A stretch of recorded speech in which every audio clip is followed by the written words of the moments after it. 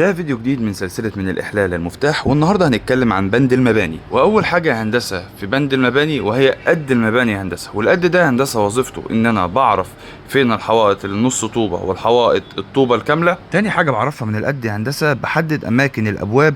تالت حاجة بقسم الشقة هندسة. بقد هندسة بطوب اسمنتي مصمت. بس انا قبل ما بقد هندسة انا برش مية على الجزء اللي انا هبني عليه الحيطة، عشان لو في اي مواد ناعمة تتشال هندسة، وعشان كمان المونة تمسك هندسة، تمسك الطوبة مع ظهر البلاطة كده. دلوقتي انا عرفت يعني ايه قد اللي انا بجيب طوبة لو هحطها مكان الحيطة، سواء كانت نص طوبة او طوبة كاملة. الجزء التاني هندسة وهي اني بعد ما بقد بخلي اول 3 مداميك او 4 مداميك طوب اسمنتي مصمت. ليه هندسة؟ ليه مثلا ما خدتهاش طوب احمر، مثلا طوب طفلي؟ تخيل معايا كده هندسة، انا خلصنا تشطيب الشقة تمام، وادينا الراجل المفتاح، والراجل جاي يمسح السيراميك تمام، فالمية هتنزل ما بين العراميس في الرمل في ال10 سم بتوع التشطيب، وهتنيها تمشي لغايه الحيطه.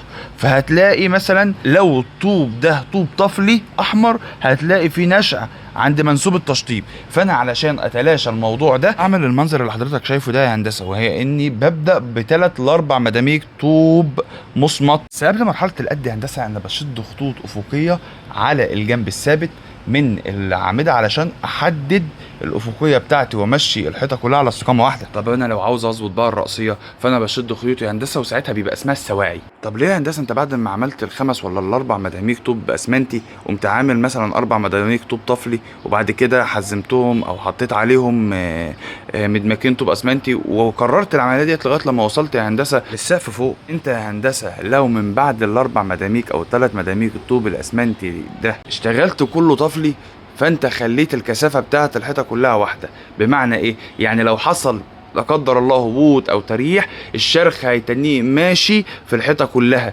وده هيبلك في المحاره.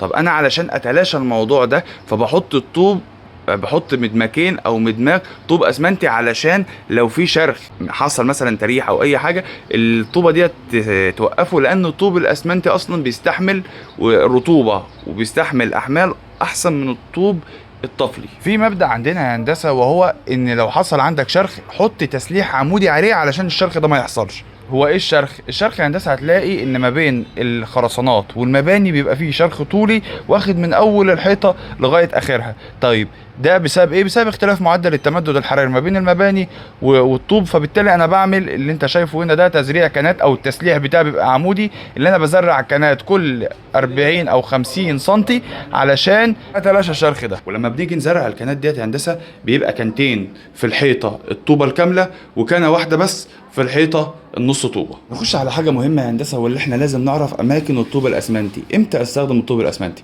قلنا اول 3 مداميك علشان الرطوبه والنشح. قلنا في الحمامات والمطابخ كلها بتتعمل بالطوب الاسمنتي. الاكتاف بتاعه البيبان والشبابيك علشان لو انت هتركب الموتال، فبالتالي حضرتك بتقوم مخرم بمسامير الفشر ديت في الطفل، فالطفل هيبوظ تمام. فعشان كده انا بخلي الاكتاف بتاعت الشبابيك طوب مصمت، علشان ساعة لما اجي انا اخرم عادي هيستحمل معايا وهيمسك. الحاجة التانية اللي نخش عليها هندسة انك لازم وانت بتعمل المباني لازم تكحل وتملي. يعني ايه تكحل وتملي؟ تملي العراميس يا هندسة. العراميس ديت اللي هي ما بين الطوبة والطوبة وبتبقى 1 سنتي، بتمليها ان انا بحط مونة. بكحل اللي انا بسويها، ما بخليش اي بروز، وبخليها ماشية مع وش الطوبة. بص كده فوق يا هندسه في خشبه مدقوقه فوق ما بين السقف وما بين الطوب. طب دي اسمها ايه يا هندسه؟ دي اسمها خوابير. طب انا بعمل كده ليه يا هندسه؟ تيجي يا هندسه تبني البنيه بتاعتك تمام، فانت الطوب بتحط طوب فوق طوب فوق طوب، وما بينها مونه يا هندسه لسه ما نشفتش.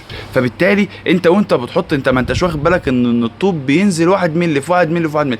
فتيجي في الاخر فوق خالص، فوق خلصت البنيه بتاعتك وشيكت عليه، تسيبها وترجع تاني تلاقي ان عندك هبوط مثلا 4 سم او 3 سم، فانا مش هعرف احط طوبه.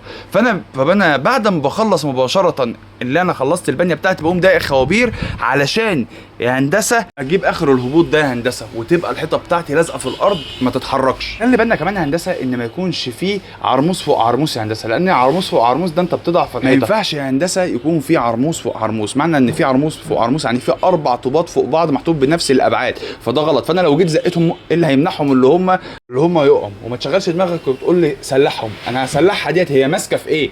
يعني انت تقول لي يا هندسه مش انت قلت لنا قبل كده الشروخ حط مكان الشرخ ده تسليح عمود عليه؟ طيب انا حطيت تسليح عمود عليه، التسليح ده ماسك في ايه؟ انا لما جيت حطيت التسليح في المباني تمام، في اللي هو ما بين الخرسانات والمباني، انا حطيت التسليح زرعت الكنه في العمود، فهو ماسك في العمود. واحنا بننفذ برضك يا هندسه الشبابيك لازم ناخد بالنا لو الشباك 80 في 80 فبنسيب 5 سم يمين و5 سم شمال و5 سم من فوق و5 سم من تحت، يبقى كده الابعاد اللي احنا هنسيبها 90 في 90 مش 80 في 80. في مصطلح تاني هندسه اسمه المحكيه، والمحكيه ديت يا هندسه هي كتف الباب، بس كتف الباب ده لما تقل الكتف الباب عن مثلا 12 سم فبضطر ان انا بسلح حديد وبضطر ان انا اقفل الجناب خشب وبصب هندسه علشان اعرف اركب الباب بتاعي.